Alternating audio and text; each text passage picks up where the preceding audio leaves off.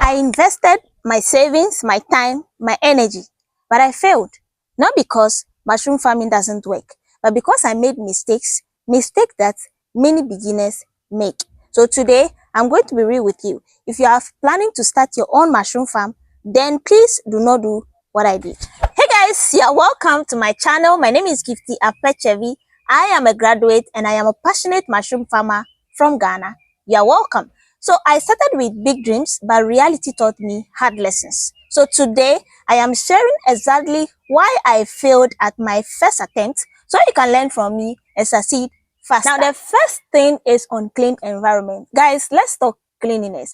I didn't disinfect my mushroom house properly. I was just in a rush to start because after researching and seeing how profitable this mushroom business is, I was just in a rush to start. So I skipped basic sanitation and results. My mushroom bags got contaminated with mold, some even turned black and smelly. Trust me guys, mushrooms are like babies. They need a clean, controlled environment to be able to survive on. So in the absence of this, you are not going to get the best result that you are looking for. And so the lesson from this is that always make sure that you disinfect your hands, you disinfect your space, your working tools properly. You can use Dettol, you can use Parasol for the floor, and your hands use rubbing alcohol so that your bags don't get contaminated, and at the end of the day you lose your investment. So the second reason why I failed was poor watering. Guys, I didn't really understand how important moisture was to my mushrooms, and so sometimes I even forget to water my mushrooms, and that was even during the Hamatan season. So I couldn't have forgotten that because the weather condition was so harsh. The weather was so hot and the room was hot as well, and so I should have been watering more often, but I didn't do that, and my mushrooms all got dried up. Because in my mind I'm like, mushrooms grow in the wild, they grow in our environment, and so after all my mushrooms will also grow. But I had it wrong. They all dried up and they stopped fruiting, guys, and that was how I lost my 50 bags, my 50 compost bags, and my investment, my money, and my everything, guys. So I have now decided to put up a new structure. This is my new structure that I'm starting all over again. I don't have the money, I don't have the capacity to set up a room with AC, with electricity. I'm using natural light, I'm using natural air. So guys, how best do you think that I can put up a watering system that will help me have a consistent humidity level in my mushroom house, guys? Put it in the comment section because I want to learn from you. And this particular one, I want it to be a business, a big one in the future, of course, because I don't want to make the mistakes I have made in the future. Even though I've got my watering can that I'm going to be using to water my mushrooms more frequently, but I still want to know how best do you think that I can set up a system, a watering system that will help me even in this structure.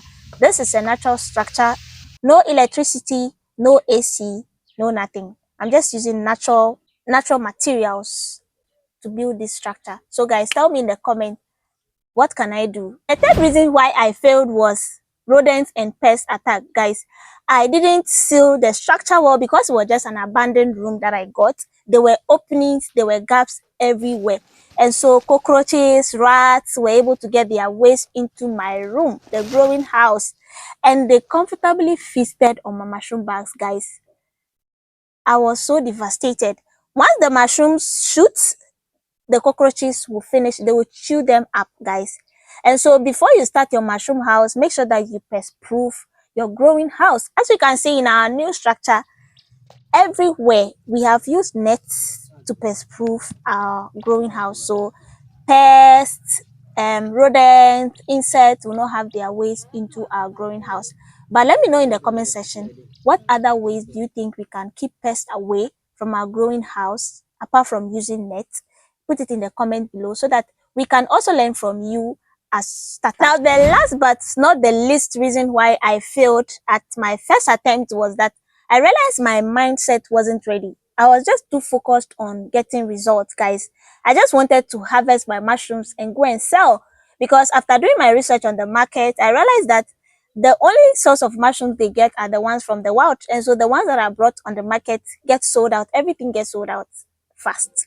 So I ignored the process and then I just wanted to harvest my mushrooms and sell.